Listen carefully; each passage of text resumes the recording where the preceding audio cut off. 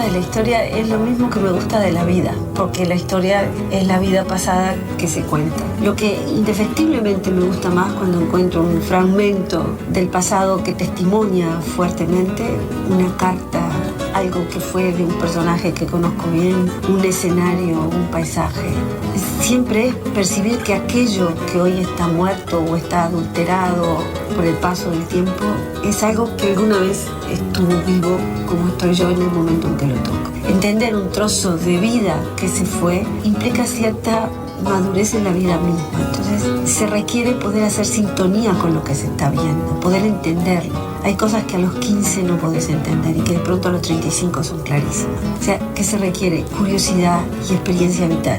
Cuando alguien dice, había una vez, se sabe que te van a contar algo que ya fue, que ya pasó, pero que en el había hay vida y es mágico. Nadie se resiste a una vía una vez.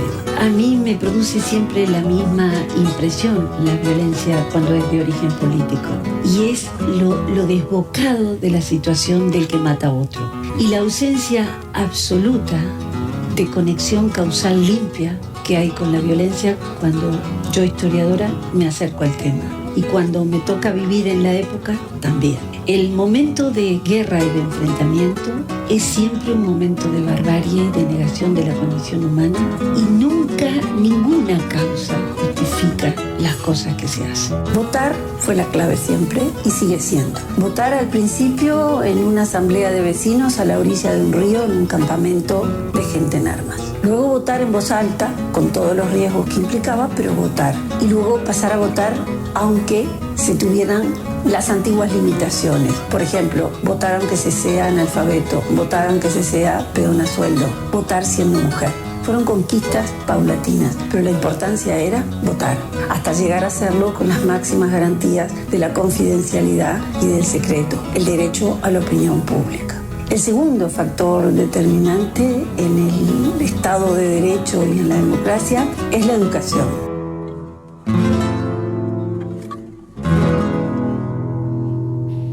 Cuando son las 10:15 de la mañana, ya nos acompaña en los estudios de Universal la profesora e historiadora Ana Ribeiro, actual subsecretaria del Ministerio de Educación y Cultura y además una de las profesionales que más conocimiento genuino aportó sobre la vida de José Gervasio Artigas. Bienvenida, Ana.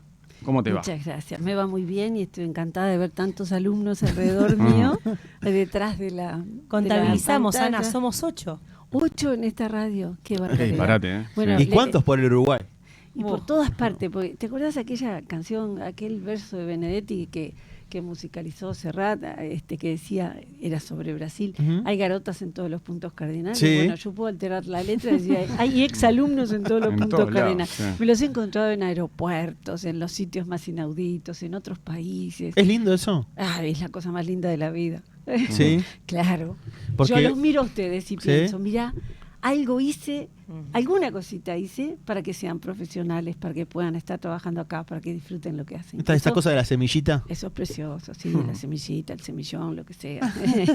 Es muy lindo, sí. Es el sentido de una profesión como la que yo abracé. Tratar de saber algo y tratar de transmitirlo. Eso es precioso, es una cadena de humanidad. En el ambiente periodístico te encontrás con muchos aparte. Muchísimos. Entrar Sí. a una sala de redacción siempre es Sí. encontrar exalumnos. El problema es que di clase 40 años, entonces a Un veces montón. vienen señores pelados. Otras Señores veces pelados, señores como yo. gordos. No, y en algunos vos casos- sos un joven pelado. Siempre No, seguís yo siendo ya soy un guapísimo. señor pelado.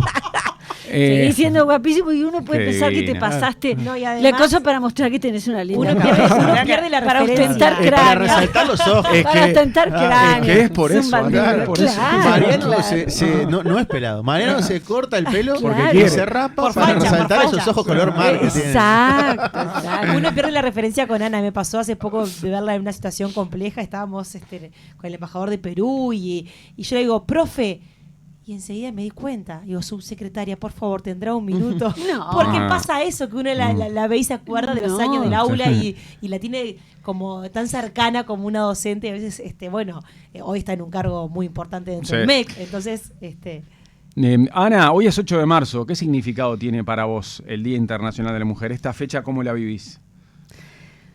Las fechas siempre son una síntesis de cosas que se hicieron antes, que se hicieron después y que se seguirán haciendo, ¿no? Son símbolos, son mojones que uno pone en el calendario. Y en realidad es un mojón que marca la lucha social más importante del siglo XX. No sé qué pasará a lo largo del XXI porque no hace mucho que empezó. ¿Pero sentís que el Día de la Mujer a nivel mundial ha ido cambiando su sentido? Claro, porque todas las discusiones sobre el rol social de la mujer se reflejan en los festejos, en las protestas, en el significado de la fecha. Desde el momento en que la elegís, el feminismo o la lucha por el sitial de la mujer no es idéntico a sí mismo, ha ido cambiando a lo largo del tiempo. Empezaron reclamando derecho al voto y luego se van sumando una cantidad de cosas. De conquistas.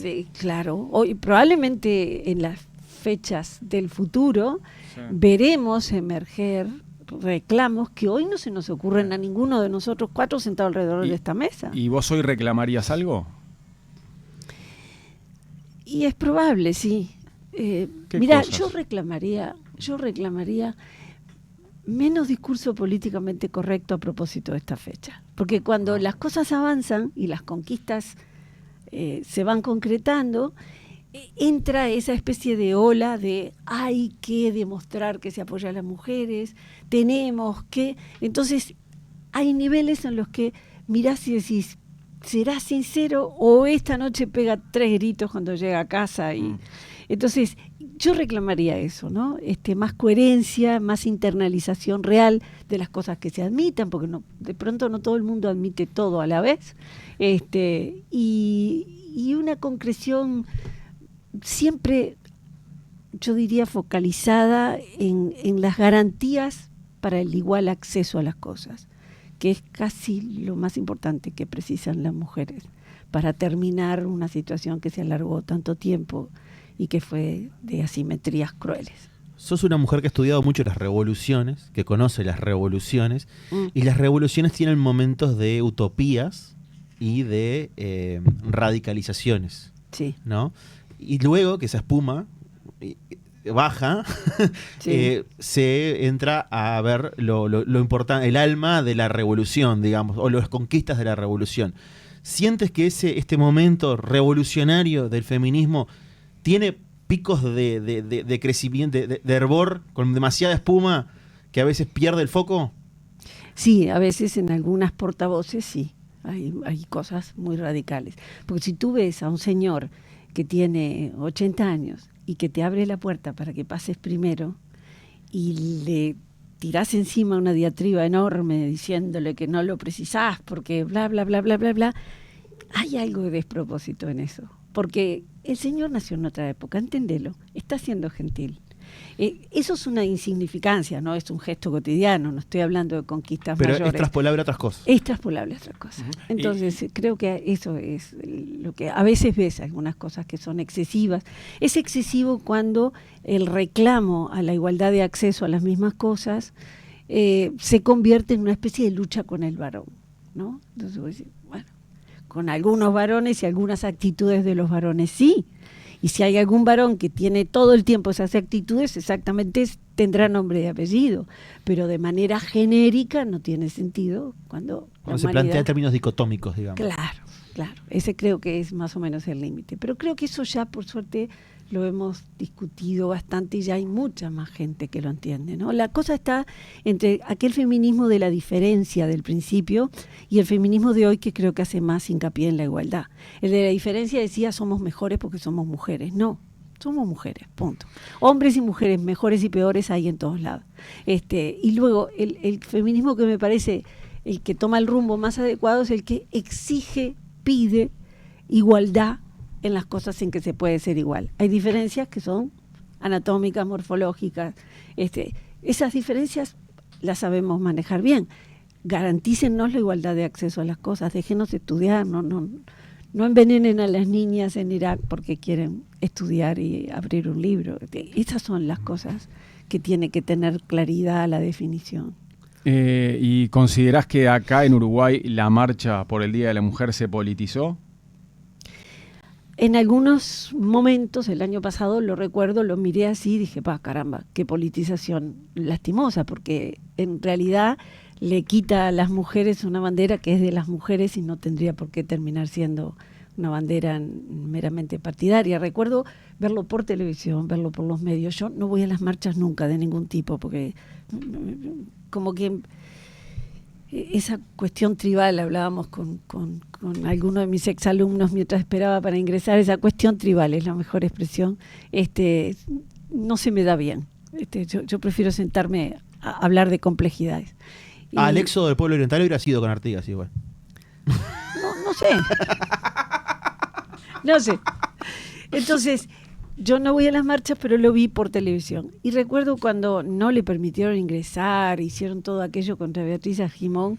Y recuerdo, ahí dije, qué innecesario esto, porque si hay alguien que estuvo siempre, cuando la marcha eran poquitas, esa fue Beatriz. Entonces, que sea alguien que integra la coalición de gobierno y que es vicepresidente de la República, no le quita el haber tenido siempre esa bandera desde el principio, como tuvo la de la infancia, a partir de un cargo de gestión y a partir de una actitud existencial. Entonces decís, ¿y por qué ahora le vamos a quitar mérito? Eso me pareció un sesgo de politización indebida y que en realidad era un hurto al resto de las mujeres de una bandera que es legítimamente de ellas, ¿no? Eso no me pareció correcto. Y cuando espero que este año no sea así. Este año justamente, déjame contarte que van a encabezar la marcha las mujeres referentes de las ollas populares. Serán las que comiencen esta marcha. ¿Esto te parece que también se politiza teniendo en cuenta lo que ha pasado con el Ministerio de Desarrollo Social, las ollas populares, el apoyo al gobierno, ahora se lo sacó?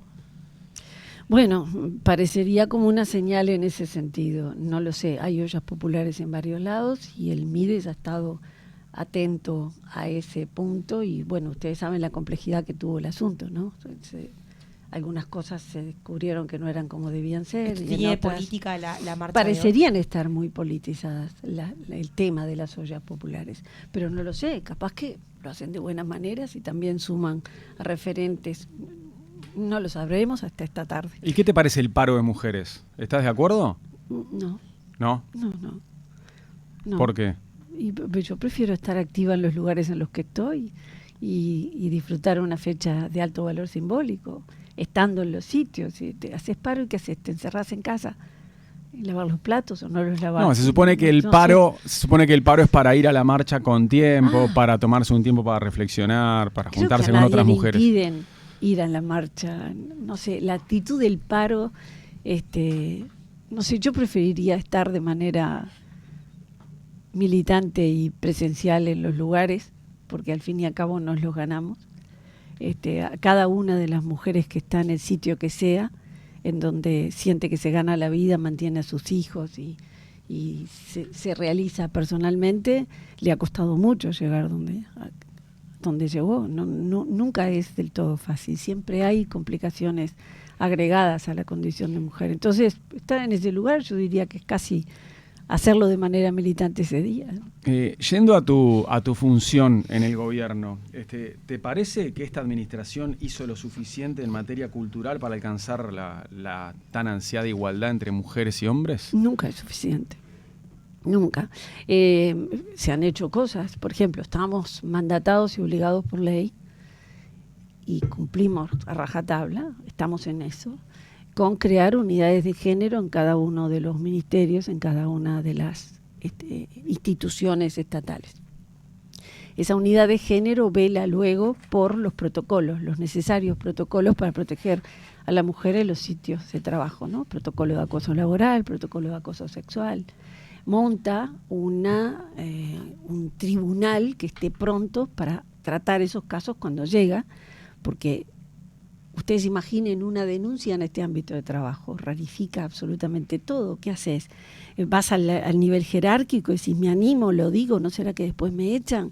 Y si luego la denuncia no pasa nada o la dejan morir y yo me tengo que volver a sentar junto a la persona que acusé de hacerme tal cosa y tal otra, son momentos en donde va intimidad, confidencialidad, nerviosismo, estructuras jerárquicas. Entonces, preparar a los sitios de trabajo para darle una respuesta decente a las mujeres era algo que estábamos mandatados por ley a hacerlo. Se está haciendo, me parece que ya eso es suficientemente importante como para señalarlo como un logro. No en todos lados se consiguió a la misma vez, no en todos lados tienen terminados los 2 protocolos, en algunos están todavía elaborándolo, porque todo depende del sitio de trabajo. Imagínate el MEC, tenemos bailarinas que bailan en malla, a las 10 de la noche salen a las 12, tenemos maestras solas en el medio rural, entonces, ¿cómo deben ser los protocolos en ese caso, no? Varía mucho, bueno, todo eso se está trabajando. Y culturalmente, ¿cuánto le falta a la mujer de acceso hoy por hoy?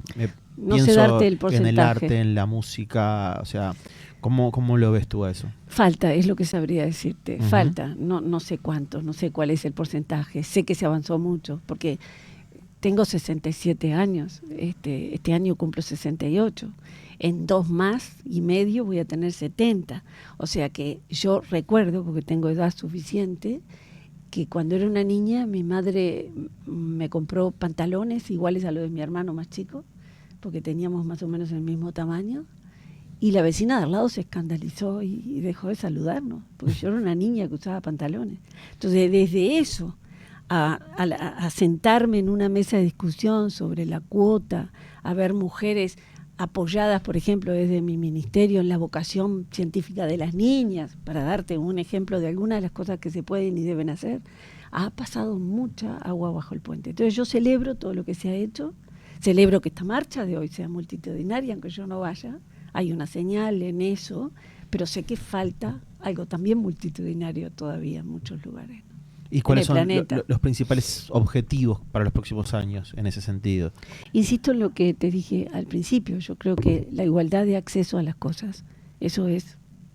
Lo demás lo tiene que hacer cada una, ¿no? O sea, que te dejen estudiar, que te dejen acceder a sitios de trabajo, que te recompensen de igual manera, igual trabajo. Que haya leyes de protección cuando se sabe que tenés debilidades y hay flancos de violencia o de negación de tu valía. Esas cosas el Estado tiene que protegerlas porque ya son desigualdades establecidas de larga data. Creo que ese es el camino. Pienso sobre todo en el mundo cultural, no sé por qué me fui para el mundo de la música, ¿no? O sea, sobre todo pensando en eso y en la dificultad a veces de las mujeres para estar en los recitales, para estar en los grandes festivales, para tener esa puerta de entrada a que la escuchemos para después aceptarla y porque la música es eso, ¿no? Es primero escucharla y después quererla o no. Sí. Pero en ese sentido, hay proyectos, hay trabajos desde el ministerio para justamente impulsar eso, la llegada de las mujeres, no en la música solo, en el arte en general. En el ministerio hay una cantidad de mujeres muy asombrosa. La Dirección de Cultura, yo te diría que los varones hasta se deben sentir intimidados. Porque son muchísimas las mujeres, de verdad. Fíjate en el staff y vas a ver que son muchísimas. Y luego lo que sí hacemos es una cantidad de actividades en donde se hacen específicamente para mujeres. Niñas en la ciencia. Tú me dirás que la vocación científica se precisa estimular en los varones. Y claro, se precisa estimular la vocación científica, ¿no? En un país que ha tenido una matriz francesa y humanística en términos generales, en nuestra formación. Pero que específicamente se va a las mujeres, sí, sin duda. Lo hemos hecho y ha dado buenos resultados. Desde acompañar, fíjate, el premio L'Oréal, que uno dice L'Oréal y piensa, yo lo merezco y sacude la cabellera. Pues bueno, detrás hay toda una empresa que se ha propuesto acompañar el avance de las mujeres en la ciencia y lo hace junto con el Ministerio de Educación y Cultura. Entonces, esa es otra actividad. Y luego hay una exposición de mujeres específica en el Museo de Artes Visuales para acompañar la fecha, o sea que creo que todas las reparticiones que dependen del MEC han acompañado y tenemos una unidad de género que no es por nada, pero la presido yo, que también trabaja activamente, que ha cumplido con los 2 protocolos, está terminando el segundo, que está atenta a una cantidad de cosas. Ana, has nombrado a Alianza Nacional como en un proceso dentro de una metamorfosis, justamente. ¿Cómo se están preparando de cara a este año preelectoral que vamos a tener? El líder que tenían, Larrañaga. ¿A quién van a apoyar próximamente? ¿Se ha discutido dentro de Alianza? Se está discutiendo. Alianza tiene un fogón en cada pueblo. O sea, es difícil que vayas a un pueblo del interior y no haya allí algún dirigente importante, haya un grupo que esté trabajando. Hemos perdido el líder, que es mucho perder, mucho. Ha sido un golpe, de verdad, muy helado y muy duro. Y sabemos que no tener líder es políticamente muy letal, porque la gente vota cada vez más en base a la personalización del vínculo entre el votante y aquel que se lo solicita. En el mundo. En el mundo. Entonces, bueno, eso es muy importante. Larrañaga encarnaba eso. Nosotros no tenemos un líder sustituto. Por eso se han ido varios dirigentes de Alianza también, abandonaron el sector. Se fueron algunos. ¿Vos te vas a quedar? Sí, hasta el final. Sí. Lo que pasa es que hay muchos que consideran que Alianza Nacional sin Larrañaga no tiene sentido. ¿Tiene sentido el sector todavía? Bueno, yo les termino de contestar a ella porque ahí va la respuesta a eso. Entonces, tenemos una estructura en todo el país y tenemos militantes en todo el país. Es una estructura montada que funciona. Y tú decís, caramba, pero no está el líder. No está el líder y no quisimos que tuviera el candidato porque sentimos que no había, capaz que porque venimos de un líder muy fuerte. Entonces, pues son dos cosas distintas, líder y candidato, y dijimos, tampoco tenemos acá. Porque alguno que podríamos haber avisorado, se discutió y finalmente... ¿Como quién, por ejemplo? Yo qué sé, yo pensaba en Besosi, que es un hombre con un carisma muy claro, con un arraigo en el interior muy claro. Además, como viene la mano, Ana, los blancos necesitan un precandidato del interior. Exacto. Entonces, pero Besosi no quiere ese salto a lo nacional, lo respetamos, lo entendemos. Entonces dijimos, vamos a hablar, toda esta estructura va a acompañar a alguien en algún momento, pero vamos a escuchar a todo el mundo atentamente, obviamente empezando por los que tenés más afinidad como ideológica. Sí, claro, todavía tenemos que sentarnos con Álvaro, todos nos hemos sentado, se han sentado individualmente, algunos de los dirigentes. Todo el mundo conversa con todos todo el tiempo. A nivel ideológico estar más cerca de Delgado que de Raffo. Sí, es probable. Aunque es difícil, y ustedes convendrán conmigo de la dificultad, porque en algún momento todos se plegaron detrás del presidente y allí había un núcleo, una matriz cuando fue candidato único, claro. Exacto. Pasa que ahora entonces, Laura Raffo hoy a mirar y decís, pasa que Laura hoy simboliza el herrerismo porque es uno de los primeros sectores en volcarse hacia ella. Si ustedes de una ya miraran con simpatía a Laura Raffo y la respaldaran, ahí sí que Alianza no tiene sentido, porque la gracia de Alianza Nacional es que sea un ala más izquierdista dentro del Partido Nacional y no aliada al herrerismo, ¿no? Que respete sus orígenes y que tenga coherencia. Quizás nos toque tener bajo la presencia, quizás nos toca elegir, ¿sabes?, entre la perduración de esa ala y el necesario sitial electoral que muchos precisan para continuar en política, que no es mi caso. Entonces yo puedo hablarlo con cierta prescindencia, pues yo voy a acompañar hasta el final y hasta que decidan dónde ir, por Larrañaga, por el sitial que me pidió que ocupara, pero yo no tengo interés de seguir después en ninguna parte. Entonces yo puedo hablar con prescindencia, pero hay gente que hizo una opción profesional de vida con esto. Entonces tiene que saber dónde y cómo sigue. Y ese es un impulso que tenés que contrarrestarlo con una coherencia ideológica con aquel sitio al cual venís. Porque si no, como tú dijiste muy bien, y acá yo te pondría buena nota de nuevo, como te la ponía en el pasado, vos decís, pero entonces Alianza se desnaturaliza. Alianza es el larrañaguismo que procede en sus orígenes del wilsonismo, es un ala centro-izquierda, tiene que conservar sus características, porque si no, las bases nos van a reclamar. Y yo ahí observo la figura de Beatriz Argimón entonces, ¿no? Que no es ni herrerista, no es de la 404 tampoco, no es de aire fresco y tiene una mirada más wilsonista parecida a la de ustedes. ¿Te gustaría que ella fuera candidata? O sea, si tomara fuerza su precandidatura, que todavía no la tomó, ¿la podría ver con buenos ojos Alianza Nacional? Supongo que eso tendrá que decidirlo Alianza en conjunto y no te lo puedo adelantar yo. ¿A vos te gusta? Yo soy muy amiga de Beatriz, pero desde hace décadas. cuando yo no participaba en política, ni ella me lo pedía nunca y éramos amigas igual. Ella me presentó a Larrañaga, imagínate cómo Mirá. será. Así que bueno, en eso no tengo claro que me gustaría, pero no te estoy diciendo como persona. Claro. Pero Otra eso cosa, no que significa... otra cosa que el sector la apoye. Otra cosa es el sector y yo acompañaré el sector y haré todo el surcido posible para que vaya unido, porque eso le va a dar más valor allí donde vaya, porque son, bueno, el grupo en el que estoy, el grupo en el que participé, permití participar, yo no había tenido nunca militancia política partidaria. ¿Te costó tomar la decisión? Porque Por favor, un montón. Y asamblea familiar, porque te Asamblea cambia la familiar, vida. sí. Te cambia la vida. Permiso a mis hijos, ¿los puedo molestar con esto? A mi esposo, yo qué sé, todo, te cambia todo. Eso hay que saberlo y nos sentamos a discutirlo. Disculpame, Ana, porque no quiero irme del tema de la candidatura. Te quería hacer una pregunta puntual que es importante para este día, en un 8 de marzo. ¿A vos te parece que llegó la hora de que Uruguay tenga una presidenta mujer, sobre todo mirando a los países vecinos que todos han tenido a su mujer presidenta? Yo no miraría para afuera, yo miraría para adentro. No está bien, pero viste que si ves a todos los países vecinos que ya tuvieron una presidenta mujer, en algunos casos 2 veces presidenta, y acá estamos a años luz de tener una presidenta mujer, ¿no? Quería saber si a vos como integrante de ese género te parece que llegó el momento.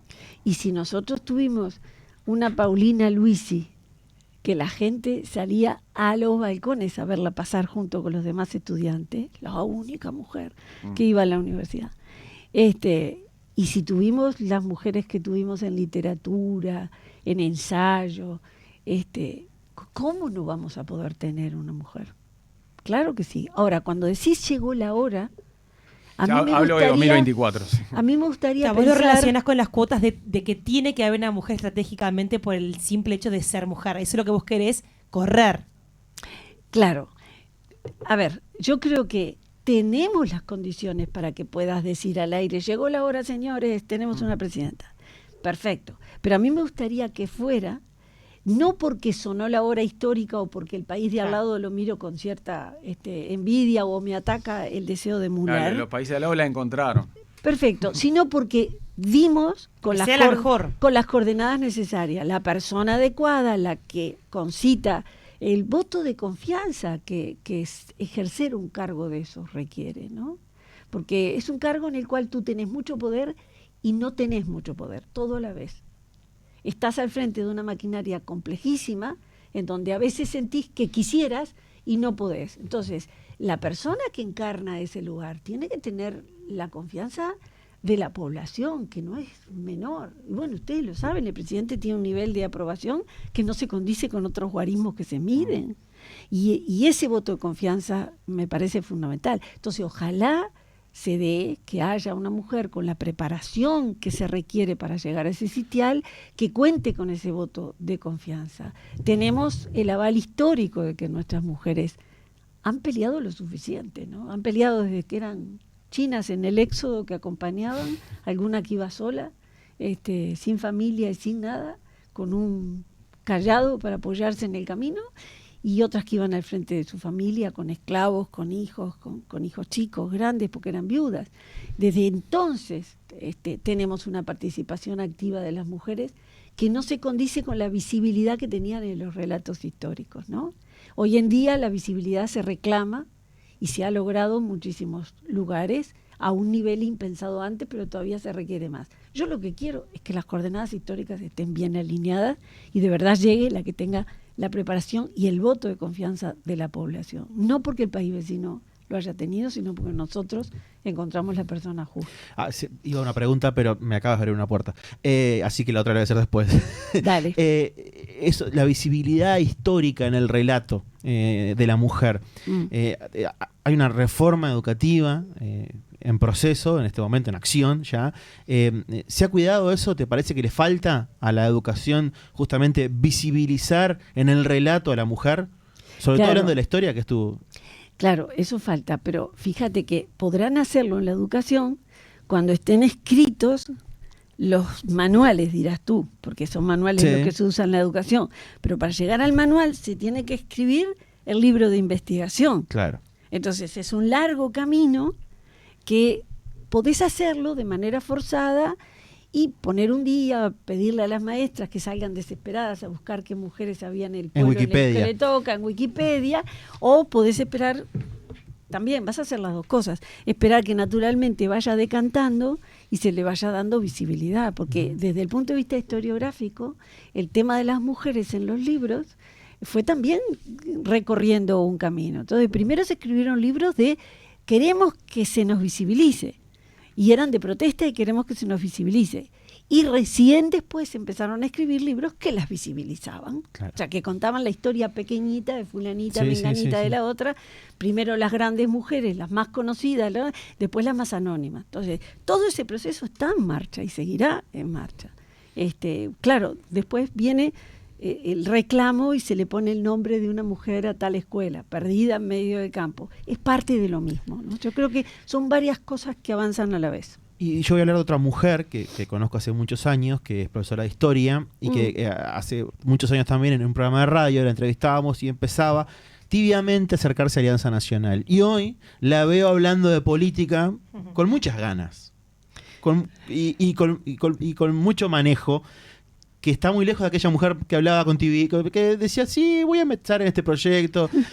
Ahora te pregunto, electoralmente, ¿no tienes ninguna pretensión? No. ¿No te gustaría? ¿No le estás agarrando el gustito? No. Y porque hablas de otro lugar ya. Es probable, sí. Pero no, y quizás ustedes tienen la culpa, porque fueron mis alumnos. Tengo mucha nostalgia de mi mundo anterior. De lo académico. De lo académico. Sobre todo a esta altura ya no volveré a las clases, porque ya soy profesora emérita de la universidad, me retiré. Pero sí volver a la investigación y a la escritura, eso me gustaría, y en estos 3 años no he escrito nada, que es una cosa que me mortifica mucho. He escrito mucho, pero pequeñas cosas. Acabo de escribir un artículo para el libro que compendia la exposición de Mario Giacoia en el Museo de Artes Visuales, para el catálogo. Antes escribí sobre Bategasore, también para el catálogo de Bategasore. He escrito en cada Día del Patrimonio a propósito de la fecha, la convocatoria y demás. He escrito pequeñas cosas, pero no los libros de largo aliento que estaba acostumbrada, y eso lo he hecho mucho de menos. Creo que aprendí mucho, no reniego de todo este periodo, aprendí muchísimo. Me acuerdo de Todo se pasa, qué lindo libro. Ay, gracias. Después tuvimos un programa. A todos los demás. Después tuvimos un programa de radio con un nombre muy parecido nosotros en Océano. Sí. Ana, para cerrar, ¿te parece que la transformación educativa que se puso en marcha atiende como corresponde el estudio de la historia? A ver, ¿cómo contesto esto? Déjame explicártelo. No puede prescindirse del estudio de la historia nunca. Podrá cambiarse cosas, pero la historia es imprescindible. Es esas materias que tienen que estar siempre. Así que se atiende a la historia. Se atiende a la historia con el nuevo enfoque, que es el de las competencias. Se atiende a la historia con el nuevo énfasis, que es el de darle al profesor una formación universitaria y permanente, que el profesor entienda que tiene que ir reciclándose todo el tiempo. ¿Habrá detalles en los programas? Es probable. Me han señalado algunas cosas algunos docentes de buena fe, no lo han hecho con una actitud enfermiza militante ni estando en contra desde el principio. Gente que me ha dicho, mirá, esto creo que aquí faltarían más horas de... Sé que todo se conversa siempre y sé que hay un equipo, porque siempre vemos mucho a Robert Silva, pero hay debajo de Robert un equipo Adriana muy Aristimuño, grande. por ejemplo, ¿no? Adriana, mi compañera en la Católica de despacho, yo tenía uno y ella el de enfrente, y cuando se iba le cuidaba las plantas y viceversa, cuando se iba de viaje. Así que confío muchísimo en Adriana, confío, por ejemplo, en Guillermo Fossati, en la INED, en el servicio, en el Instituto de Evaluación Educativa. Si no evaluamos permanentemente, y en esa evaluación permanente, el lugar de la historia irá cambiando, porque la reforma no es de hoy y queda almidonada y para siempre idéntica, porque es la última palabra. En educación siempre se va de atrás. Siempre cuando se hace lo último, ya quedó viejo en el momento que lo instrumentaste. Y eso es desde Varela y desde siempre. Ana Ribeiro, profesora, historiadora y viceministra de Educación y Cultura, muchas gracias por acompañarnos esta mañana. Gracias a ustedes, ha sido Un placer. Salgo rauda para el acto de las mujeres, en donde rezongaré por eso que decía. A ver, que todos sean todo el tiempo coherentes con lo que dicen. Que pase un placer bien. verlos a todos. No se imaginan el orgullo de una vieja profesora cuando ve que están trabajando en lo que les gusta y que lo hacen con excelencia y lo hacen con amor. Muchas El gracias, placer es Ana. nuestro. Gracias. Este 2023 empieza la mañana bien informado.